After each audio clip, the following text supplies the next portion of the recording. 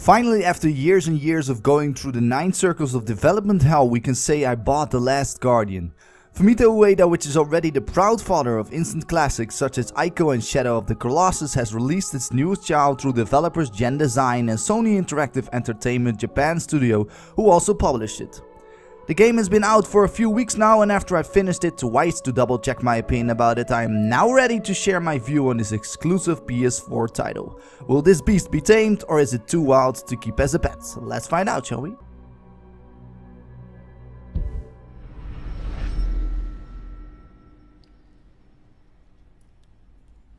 This story, which is partially being told through flashbacks here and there, starts after some of these with you waking up as a boy next to a creature that looks like a griffin cat-like type of beast. Trico, as it's called, is locked in chains and heavily wounded after strange men brought him there.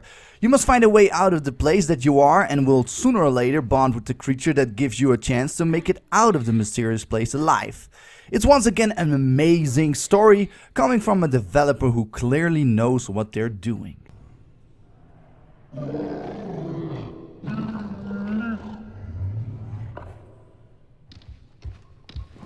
In order to find a way out of this place, you need to solve several puzzles that require simple thinking. There might be gamers who tend to overthink situations, and thus developers found out since games such as The Legend of Zelda that they can use this to make some terrifying puzzles. You will, like I said, need help from your friend Trico during these moments. Now, the boy itself never really gets into combat, but does as a matter of fact have an item here and there which you as a player can combine with Trico to attack enemies you encounter throughout the game.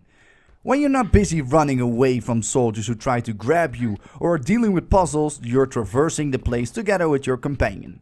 After some time, you can command Trico to move to certain spots.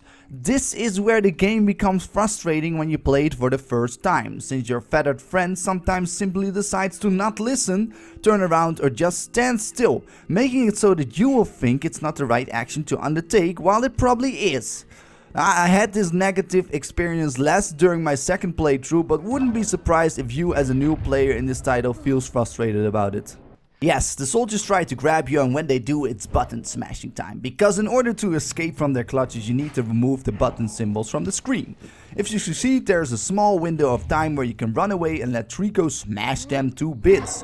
Let's talk a moment about the camera angles though, because there are some parts of the game where the boy and Trico are traveling through small places such as caves and swords, and this felt as a weird choice since the creature is just so big. And this is why the camera will sometimes be too close since you're crawling through small places. Now, the commotion about it, however, is a little bit unnecessary if you ask me, and it's just a minor issue in a grander design. The boy is clumsy. This is true, but think about this. Who would move sturdy through ruins such as these in the game? Have you ever tried climbing a mountain or whatever in one round? This is how it should be. And when you take the time, then it all works fine. Trico will need to be fed in mostly every area, I would say. I mean, when you get hungry after jumping from pillar to pillar all the time and fighting baddies, this is where you must find strange barrels and bring these to your companion. Finding them can sometimes also be a challenge, as getting them has been kinda set up as puzzles along the road as well.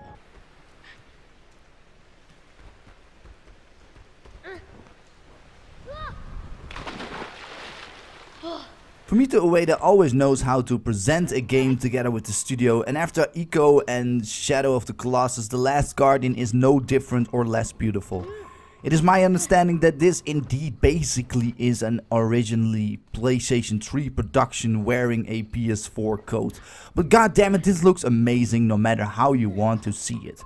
From the use of shadow and light to the feathers on Trico or leaves on the trees. It's moving, it's clear, and the moment you take your first baby steps into this here world, you don't want to leave because of the mysterious vibe it gives away. Once you go outside of temples and such, you might have some frame rate issues here and there, but it's nothing that lingers too long. I have been hearing, but only hearing, that the PlayStation 4 Pro handles it slightly better, but like I said, it's not really staying that long and exists only out of mere moments.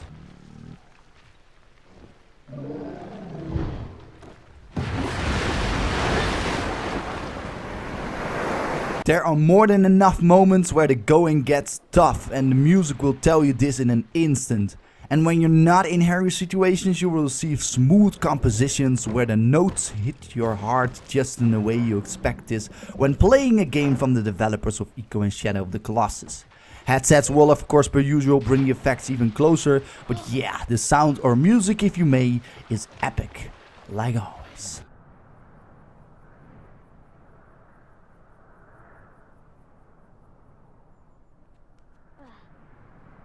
If you feel like grabbing everything that the game has to offer, then be sure to search for all the barrels, since you will be able to unlock costumes who will take you back to the older games, and that is all I'm saying.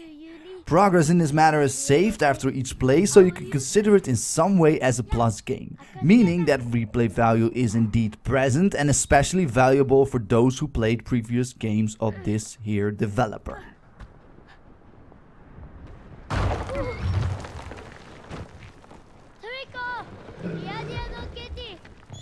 This was worth it, yes. A design that continues a trend we know from back in the days of taking a girl with you in Ico or climbing bosses in Shadow of the Colossus. It is clear Ueda combined the two games if you think about it. You are calling out to a creature with who you bond emotionally, you climb him sometimes to remove any spears or calm him down through petting. Mechanics such as these show how far we have come regarding games, and they might not yet be flawless, but it has been released upon the world, making it so that developers stay sharp. Here's to hoping it does and praying they never stop looking for new ways of surprising us.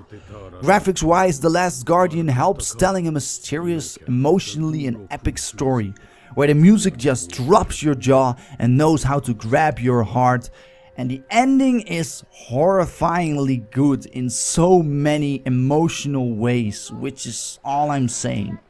I give this here gem a score of 90%. Now if you enjoyed this on my YouTube channel and want to support me and stay updated on everything happening there, then you can always subscribe. I am also a daily Twitch streamer, so drop by sometime and hang out a little bit. That is it for today, ladies and gents. Gameplayaholic is